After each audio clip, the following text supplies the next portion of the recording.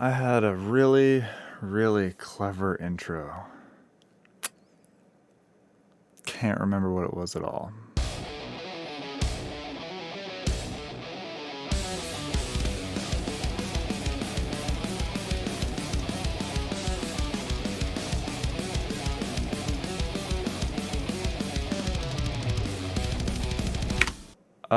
Okay, so today I thought I would do a little part 2 to the drum sampling thing. Fairly quick video. We are currently in the middle of recording the new Design Abstract album called Technosis, and this is the first single off of it. You will see I have a whole bunch of drum tracks, and I'm basically just gonna go through what they all are. So obviously this is missing vocals, orchestra, synth, all that stuff. Just got the basics. So, much like how I illustrated, I'm just gonna go through these. So the main kick is Drum Forge. The Tama I always find is the best metal kick because it sounds ridiculously clicky. Layered with the PDP. Yeah. I also did the thing I said where I pulled down all the room mics, so this is just a kick mic.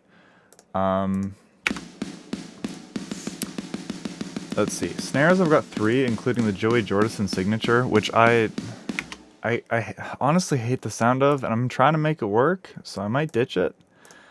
Tom's Stadium kit, like I said, I like it a lot. I don't know why it sounds so good, but like, it just does.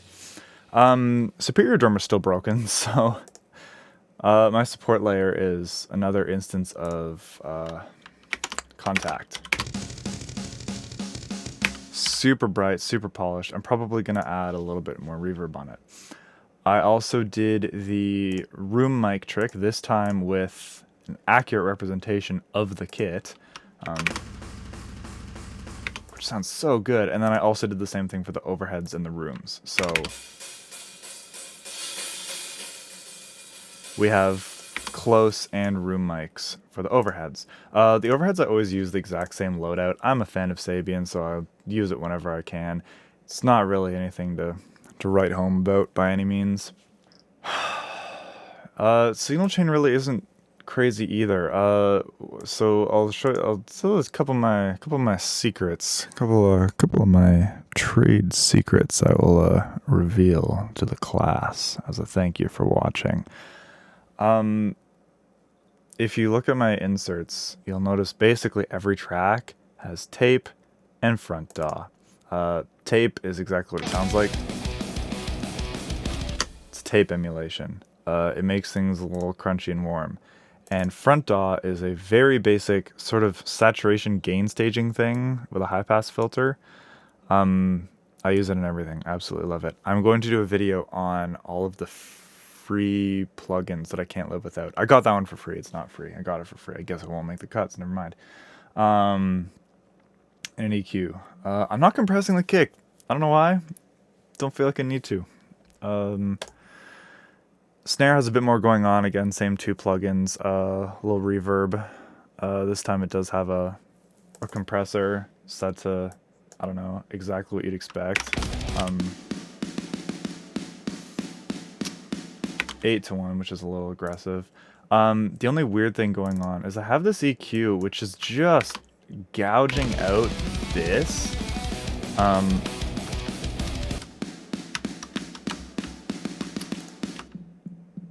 It's that sound, and I think it's just awful. So I'm like taking out a lot of it. The fundamental, I think it's the fundamental in the Joey Jordison. I don't know why I don't just take that snare out. Anyway, Tom's I like never do anything to. This one has a brightness thing. I'm like boosting the 5K, which is kind of rare. I don't usually do that.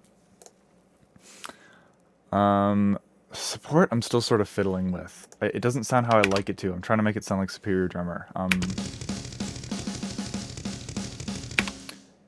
If you're wondering why it sounds weird, a little trick I've started trying to do with mixed success is putting a delay, obviously no feedback, that's critical, on like somewhere around the 20 to 30 millisecond. in the context, it makes it sound bigger. It's like the early reflections of a reverb. I'm still fiddling with that. Rooms, I'm just generally compressing, just for sustain, basically. Overheads, there's really not too much going on. I have this EQ, which is kind of dedicated to like brightness and sustain. It's a reverb that's EQ'd for brightness, basically, and then I have additional brightness here. And then that overhead support layer that I mentioned, it doesn't do too much in this song. It just it emphasizes the splash cymbal. So you have something like this, and like the splash is a little weak, so we just kind of give a little bit of support,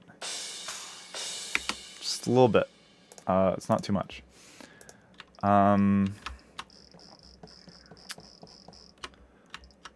Master bus, really not too much going on. Tape again. This is the main room sound. Try to glue everything together. Emphasis on try. Really modest compressor here. A 3-to-1 ratio, which for me is like nothing. But it makes a huge difference if you toggle that. Like, it really makes that snare pop out. And then another secret weapon plugin, which unfortunately you can't find anymore for reasons that maybe someday I'll get into. And just to be completely transparent, the entire drum bus is being sent to a sub bus that has this, which is like a tube saturation, and then I think it's also got a compressor on it that's fairly slammed. Yeah, it does. It's actually not that slammed. Yeah, I'm sort of irresponsible. I don't tend to bus reverbs or compressors very much because I don't know. I have the overhead to do so. I have a 12-core processor and a bajillion gigs of RAM. Like, I've got the overhead to do that, so it's fine for me. I know it's bad practice.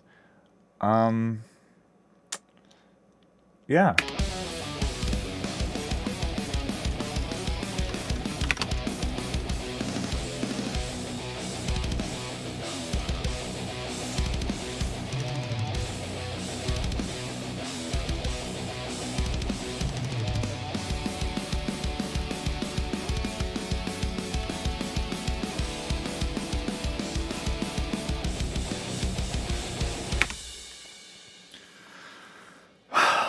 I still haven't remembered what I was going to say at the start.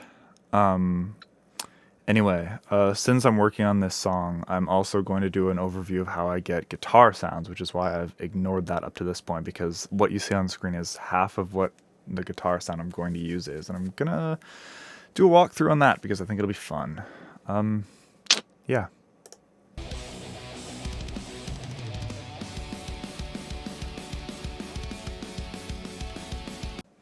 Okay, I remembered how I was going to start the video, but I don't want to set everything up for recording again.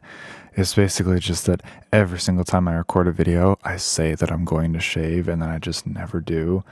So, like, I'm sorry that I'm kind of documenting just my spiral into looking less and less aesthetic and more like a slob.